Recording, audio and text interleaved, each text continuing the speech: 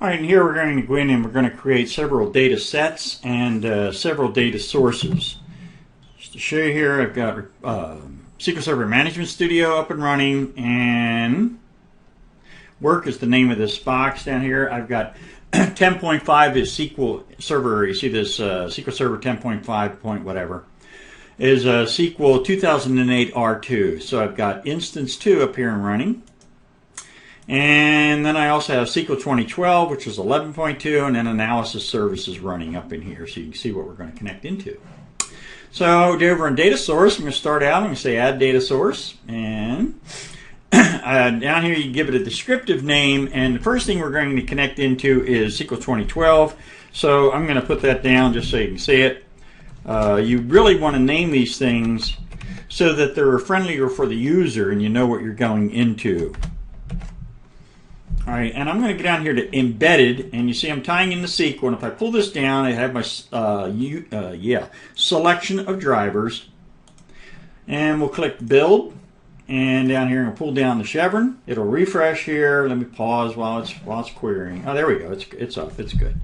Okay, and we're going to go into instance 2 as I showed you, and we're going to select the database, and I'm going to go in with Mathino Group 2012. Which is the files that we use throughout these courses down here, and we'll go test connection. Test succeeded. If it fails, you've got to fix it. If it succeeded, does not necessarily mean everything will work. Right. So this sounds fine, and here's my connection string. I'm going to say OK, and now I'll go down to data set. Remember, this one up here is embedded.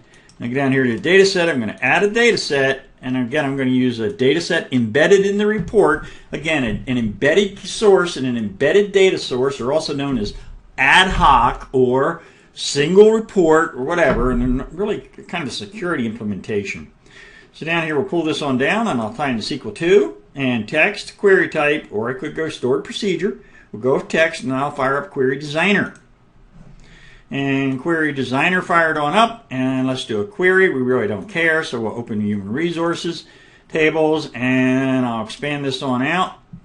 And down here, I'll just select everything in the employee, and I'll get rid of that, and I'll get rid of the row GUID, and I'll get rid of current flag. This is just to show you down here. And I could group and aggregate, and down here I'll go to Run Query, and so something actually returned down here like this. Later on, when we come in and we're showing you more about queries, we'll go into more detail. So we'll say OK. All right, now I've got it. Now I'm going to say OK down here, and here's my data set. Right, data set 1. I'm going to right-click it, go into Data Set Properties, and I'll rename it Embedded, so that we know it's embedded within the report. And let's see, that's into HR. That's fine. Okay, so now we've got that embedded into HR. Let me close this back up. Back up here to data source, right click, I'm going to add another data source. And then again, I'm going to embed down here, and I'm going to select analysis services, click build, and the server name it's looking for down here, it's coming in, and okay, I paused for a second there just so you can see it. See the work / SQL 2012_2 is the analysis services database. Let me go back over and enter that. Okay, I've entered the name of the database, and if I pull this down, there's my OLAP, Online Analysis Processing down here, and I'll test it. Succeeded. I'll say OK, and there's my connection string, and I'll test again. I already did that. And I'll say, OK, now I've got a data source. I'm going to rename this. And this, again, is embedded, and it's into analysis services. So it's, this time I'll name it Oops. I won't name it Oops. Embedded into SSAS 12. That sounds fine. All right, now I know which one it is. So I'm going to go back here on Dataset. I'm going to right-click. I'm going to add a data set. I'm going to embed. Second time is into analysis services, and I'll click Query Designer. Now notice Query Designer has changed. That's changed because I'm connected into analysis services. I'll expand out measures, inventory, and I'll add this down here to the query. Executing wait. All right, and we got 5, whatever we have down here. By the way, this is MDX, so I'm not going to go into that detail. But there is an excellent course in Microsoft on MDX, written by, guess who? Okay, so let's expand out the product. These are dimensions down here. All right, see the little triangle gizmo? That means a hierarchy. I'm going to right-click and add it to the filter. Bang, bang, bang. So here's the products, and here's all my inventory in hand, and you'd be stunned to see that there's 5 of everything. There's a reason for that. We don't care right now. And we'll say, okay, here actually is the MDX query.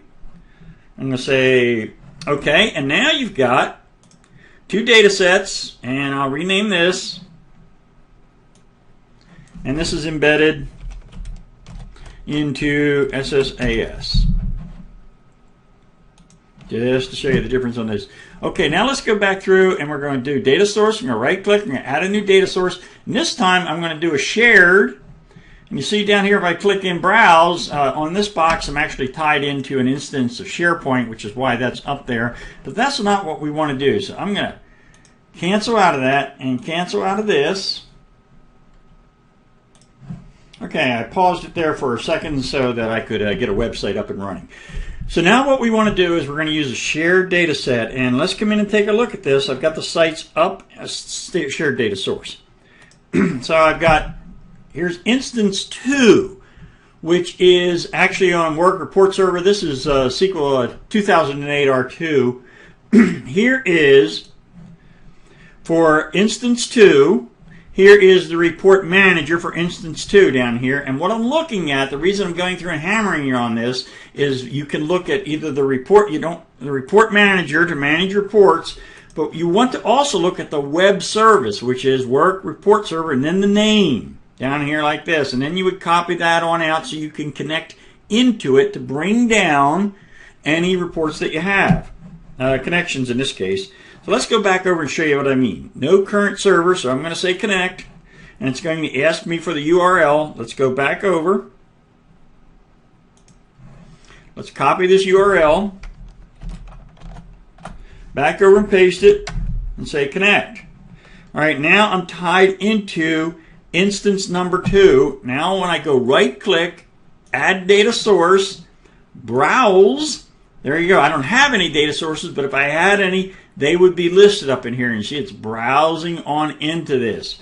Now I'm going to cancel out of that because I don't have any.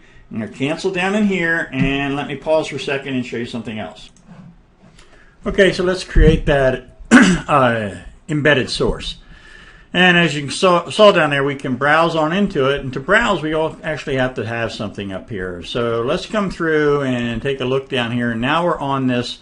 I'm on instance 2, which if you remember was my SQL 2008 R2. And I'm going to create a new folder just to hold them. And I'm going to call this connections. All right. And now my connection folders, I'm going to click new data source. And I'll give it a name. And I'm tying into instance 2. And I'm going to put shared. And you want to put more thinking into this and actually give it a description down here. Here's your server, and if you look at that connection string, if you notice there's no build. So here's what you want to do. Let me pause a second.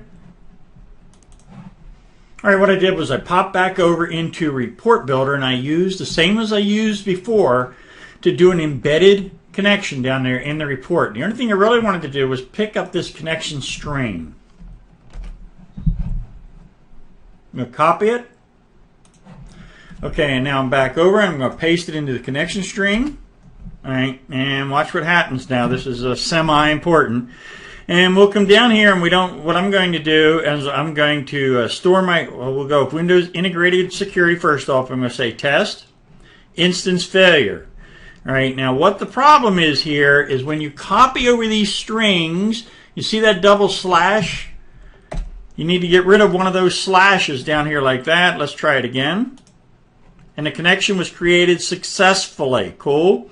Now I'm going to come back over and I'm going to change this down here to create credentials stored securely in the report server so I can embed the credentials. And I'll go in there with the name of my box, which is my domain, which is work. And my name is Ron, and I'll put in my password. And I'll say use as Windows when created, and I'll test. And it worked down here, and instance 2 shared is fine. And I'm going to say OK. And now I have instance 2 shared, and let me pause a second.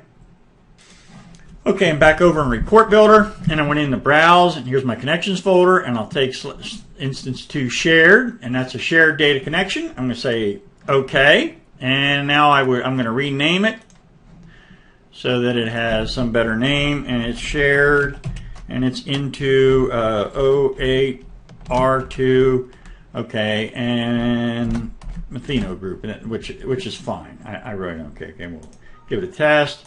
Okay. Okay, it worked. I'm pausing. I'm back in Report Builder, Dataset. I'm going to right-click Dataset. I'm going to say Add Dataset and Shared. Again, I'm going to browse back up into my instance down there, and I don't have any datasets, so I have to go through and create one. Let me cancel out of that and cancel out of that, and switch back over to Report Manager. All right, a little goof there. What I meant is I'm going to start a new instance of reports down here. So we're going to come in here. I'm going to say New, and it's going to ask me if I want to save that, and I'm going to say no. Okay, and now what I want to do is I want to create a new data set. And you see instance 2 shared, that connection's the only shared data set that I have. So I'm going to say OK. And I'm going to go create. And now it wants me to tie, and I win as the current user, and that should work. And it does.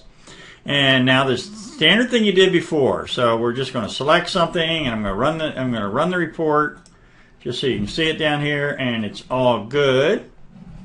Okay, and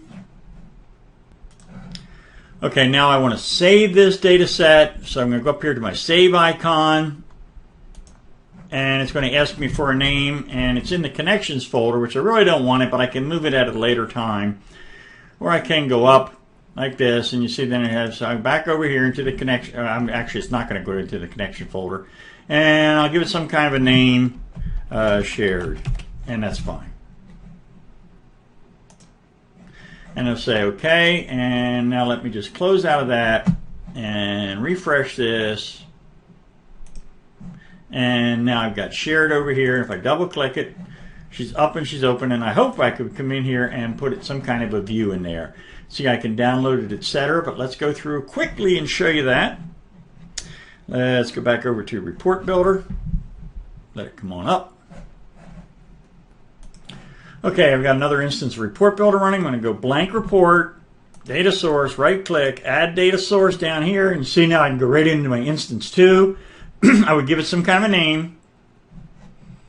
Test my connection. All right, sounds good. And I'll say OK. Now my data set, right click, add data set down here, and I'm going to use it for shared data set. I'm going to browse on in. There's my shared data set.